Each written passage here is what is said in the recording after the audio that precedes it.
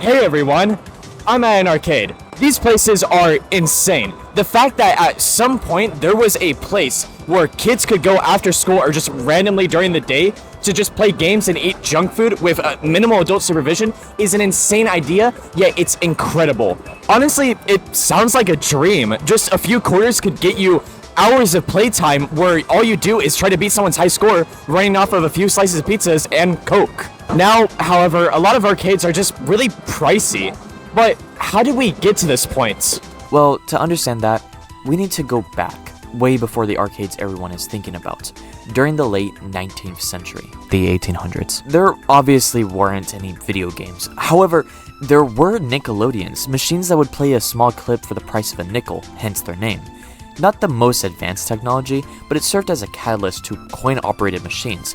This resulted in pinball, the first major arcade title, despite not really being a video game. Hey everyone, this is Editing Me. Just want to let y'all know that the IRL segments, the audio cuts out like a portion of the way through, and I will be voice-overing on top of them.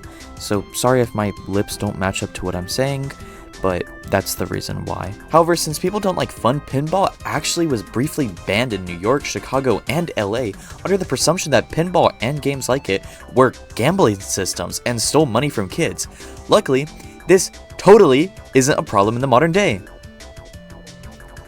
Totally! Alongside pinball, a lot of major arcade titles were electronic fortune tellers, love testers, shooting gallery games, and a couple more.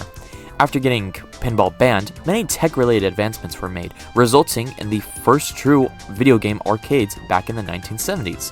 Titles like Computer Space, Centipede, Breakout, Asteroids, Pac-Man, Space Invaders, Galaga, Frogger, Dig Dug, Tron, Q*bert, Donkey Kong, and of course, Pong. These titles pushed arcades into a golden age, and the exact kind of arcades you're probably thinking of. Bright colors on tall, boxy machines that take quarters, littered throughout dark neon carpets. Exactly what you're thinking of from Stranger Things Season 2. Additionally, arcades back then didn't have any prizes or tickets. Your prize for playing was a high score, something that everyone could see and strive for. This, however, led to countless stories of kids wasting hours at a single arcade cabinet trying to get the high score or reach whatever end there might be to the game. That, of course, prompted investigations into arcades as a whole and eventually legends of lost video games that would brainwash you, like Polybius. However, there did exist games at this time that were actually meant to brainwash you through propaganda. Luckily, these games were mostly made to convince young teens to join the military and fight for American freedom during the events of the mass Second Red Scare and, of course, the Cold War. Man, communism sucks! Also, during this golden age, some restaurants began popping up with the express purpose to be a restaurant and arcade merged into one. Most notable of these was not Chuck E. Cheese.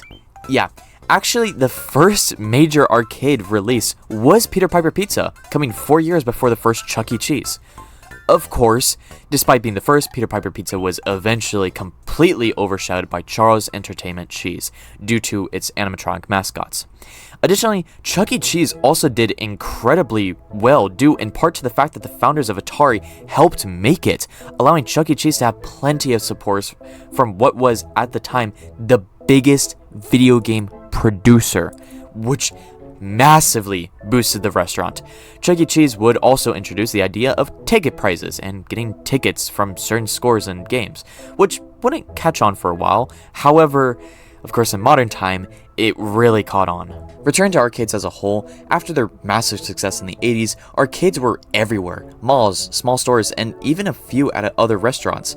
However, it would all soon come crashing down incredibly quickly with the Atari crash of '83, and, by proxy, the arcade crash. Due to the overstimulation in the gaming market, arcades began having massive financial problems.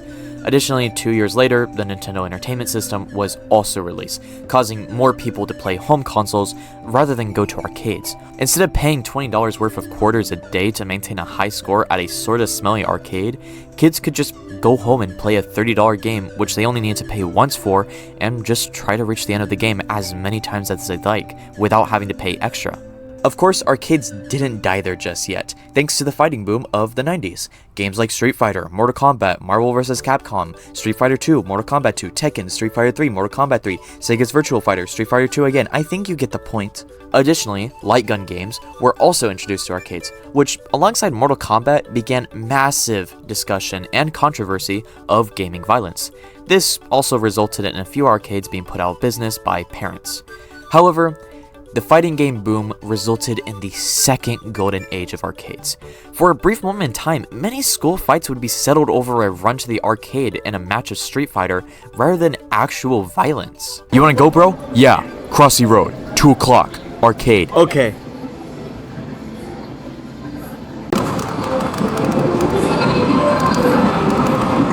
Man, I hate communism. So true. Again, arcades began to die out as home consoles got a bit cheaper, more advanced, and better than arcades. Most arcades had reached a point that their cabinets couldn't produce the same modern graphics that consoles could, so they pivoted. Now they began focusing on gaming experiences that couldn't as easily be replicated at home. Arcades got bigger and focused on bigger, giant games to play. This gets us to the modern arcade scene. Games like DDR, VR games, larger scale versions of games, and virtual simulators like these racing chairs. Additionally, arcades began using Chuck E. Cheese's ticket systems to act as an incentive for playing games to get prizes. After a bit of time, these tickets were replaced with these modern game cards, which work exactly the same. Honestly, while these newer arcades are nice and all, I really miss the older arcades. But luckily, there's plenty of places that are working to bring back these older arcade experiences. Barcades, for example, mix bars and classic arcade titles. Companies like Arcade 1UP produce and sell arcade cabinets for you to own in your own home. Even PC games like the Coin Game try to bring back the feel of arcades in the modern world. Classic arcades still exist in the world, mostly in Japan and are run by Sega, but they're still there. Even here in the US, you can probably find plenty of locations that are essentially just older arcades that have just been rejuvenated purely because of nostalgia. All of this is incredible. Even still though,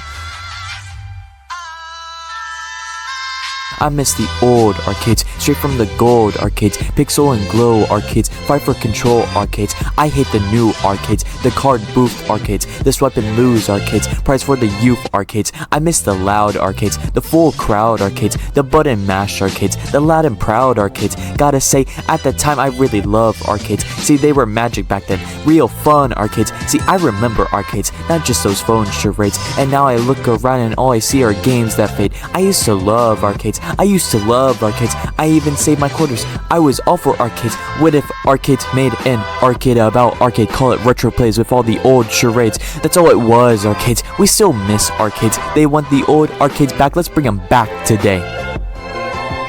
Yeah. Word.